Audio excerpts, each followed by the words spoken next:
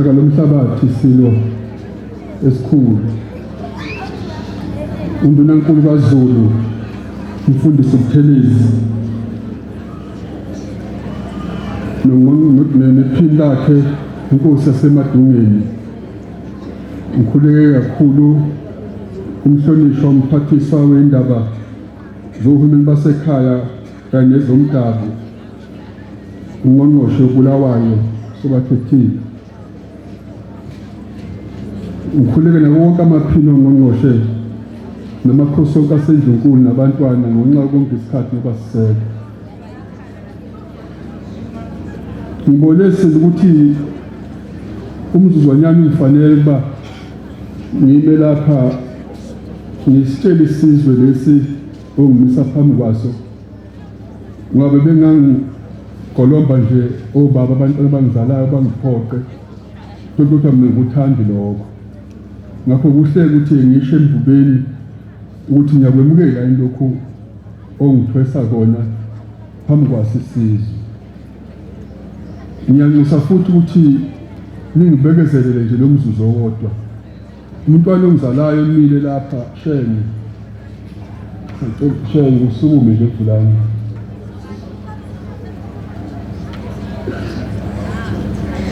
ngiyacela Ngonyama kuba isilo simqaphele umntwana lona ongizalayo ngingasho Silo ukuthi njobade ubabaza umsebenzi wamntwana waphinda angene eqinisekisa ukuthi isihlalo siyavikeleka nani nesilo sisho ukuthi awukazi kube khona umsindo lapha ekhaya kungenxa yakhe ngithanda ukuphawule lokho nawo wonke amashenge akhona usungahlala shenge bese ngisho ukuthi ngoba imbono nje engathi uyabibitheka lapha phambi kwesilo kunesizathu Ngonyama imilando yonke yakhiya ngezinto zokuqala engakaze zenzeke emhlabeni zenzeke bese kukhandeka umlando emavikini amabili edlule ngaxoshana umlayezo engicela nje ukuqala ngawo uma ngisho lokho kumbalo ngize kusho ngizowacaphula njengoba njalo athi nalapho lingakhali khona ikhude kuyasa lana Silo ngamazwi ongathunyelelwa udokotela uSedi Qulu ngomlayezo weselula emva kwesimemezelo sikamongameli wezwe ukuthi iqembu lami lenkatha lincoma igama lami wasimongameli wezwe engiqoka njengongqongqoshe kazwelonke Bulawayo umnumzane nime nje kancane umnumzane kuQulu Silo wayekusho lokho ngenxa yokwazi ukuqondisisa lonke uhambo lwami ebuholini kuzo zonke igaba lo hambo lwami Silo akulona nje uhambo lwami siqu kodwa luyisithombe esicacileyo esichaza ngalokukhosi lapha embongombongweni lapha ekhaya okuuhambo losizi uhambo lwenyembezi nohambo lomphefumulo wami Silo uqobo lwami buzongangidabazisi futhi nganethusi hlangalwezwe uma nqangi lichaza losuku njengoluqhubelise imizwa emibili ingxenye yethu encane iyethaba kodwa ingxenye enkulu yethu inomunyu nosizi namhla isiwe samashenge sonke kanye nomuzo sembongombongweni ulithatha losuku njengolifakazi leqiniso engikholelwayo kulo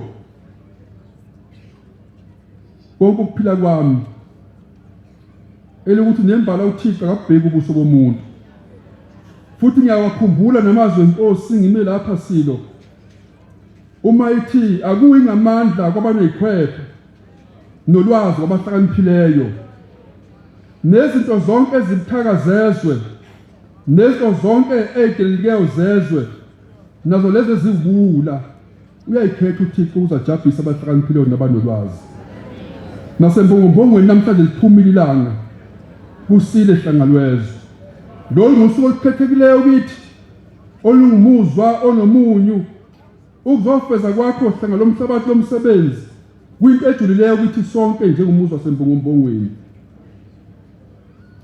ushilo undunankulu kaZulu umfundisi ngeze ukuphinda amazwi akhe ebengulobili ukuthi lo muzi ngowakho Silo, lo muzi ngokaMsimuthi wavela ngesitopha kwamanje kusemaqadasi, wathatha intombi yakhe eyayinikezwe yena uMnyamani.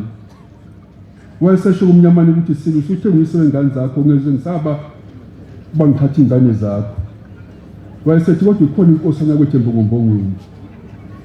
Ukusuka lapho kuyakhombisa ukazi bekhona umlalo umbango lapha ekhaya. Siyazana sahloniphana ngegaba zethu.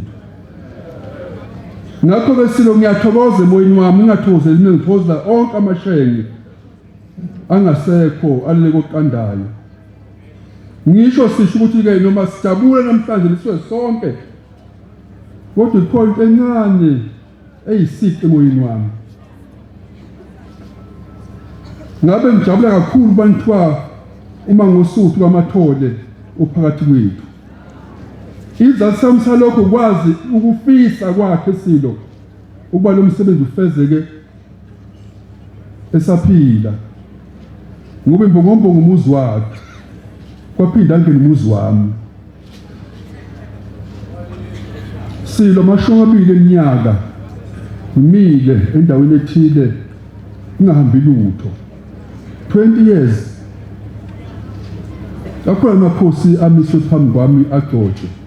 Kodwa iMbongombongweni nje lingakhanyi inhlanzi. Angifuni ukungena lapha. Kodwa Silo angikhulumi kakhulu. Konke ngikushoyo ngicela ukuphosa inselelo emakhosini. Ukuthi amakhosi awasingathi isihlalo. Amakhosi Silo awasilweli isihlalo. Uma amakhosi enze njalo avikele izithunzi zawo, avikele ubukhosi bawuyise obafelwa.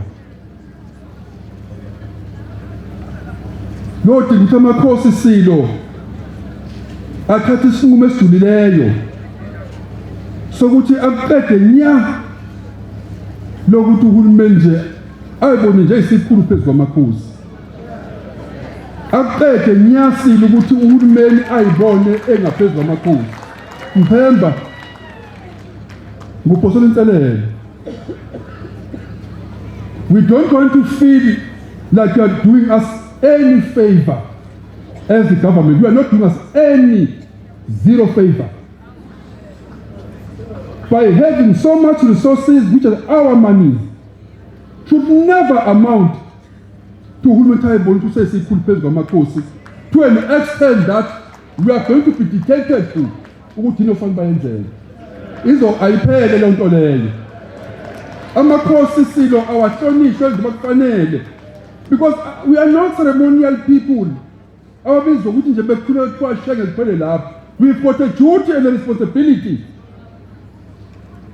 Ukubuka izizwe zakithi akusikhona ukuthi simodeli lesamakhosi nentuthuko into yasentshonalanga. Beyiphila izizwe namakhosi ephila. Yabona nje inkosi mina ngikhule Silo. Uma abantu bezokwenza izethulo lapho ngokuhulumeni athi fanele badeclare, which is nonsense. It's because people knew ukuthi uma siyonikela enkosini sizoyibekela thina ngoba yonke intandane nomfelokazi kubo kuphi ngonyama wazi kangcono Silo. Akekho odlula emgwaqeni nohlanya uma ngene emzini womuntu balukhibisha bethi nakhe esigodlweni. Afika ngene Silo wehle ulingana afike phansi umkhangezi kudla. When it comes to matters of social cohesion, politicians have failed. Basehlukanisa benze yonke imikhuba yabo kuphela ngamakhosi ayofeza lokho. Ngakho ngwenyama ukugcoba kwakho lapha akubona ukufeza umsebenzi owusholo, kodwa kuzoqinisa nomuzi wakho lona ke. Ngakho iSilo amashenge onke ehlangene athi athule endubeni izinkabe ezinhlanu Silo ukuthi umuzi wakho lona. Ngengenele ngonyama kulokho okukhulunywa wakuseba nje ngiyakhomba bazula abaningi lapha mathi siyosiwa kude kabi naso. Well, the same WhatsApp group you know. So that's none of your business. Ngimi lapho ngonyama ukuthi siphathe Silo siyavuma siphathe. Usiphathe nangenkani usiphathe Silo. Siyasubmita siyavuma. asinakho okunye sikwaziyo thina. Ngiyakhuleka ukugcina Silo ukuba kunento eqondiswe uNkulunkulu ukuthi uNdunankulu kaZulu ekahlale sesihlalweni nje kusemanzi nje satekezela naye bese kuqonda ukuthi inkosi ezawungena engiyokuqala ezogcotshwa esengu-MEC kube yakwabo Shele. Esigabeni sakho-ke hhayi njengo-MEC sakho njengoNdunankulu kaZulu ngiyethula kuwe Shenge iy'nkabi ezimbili.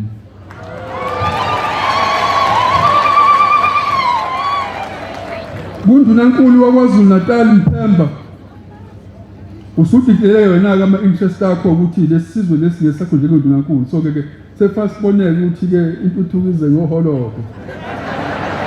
Ngiyethula kuwe Mthemba inkabi eyodwa ngoba ngengilinganise phela awuyona inkosi wena. Ngisacela-ke ngokuhloniphekileyo baningi abahlobo bami bengeze ngabaphawula la ngoba isigaba lesi silingene abathile soxoxa nabo-ke ngesikhathi sethu ngozwaca. Kodwa ngiyafisa ukubonga nokuthokoza kwami ukuthi lapha kukhona uprincipal wami.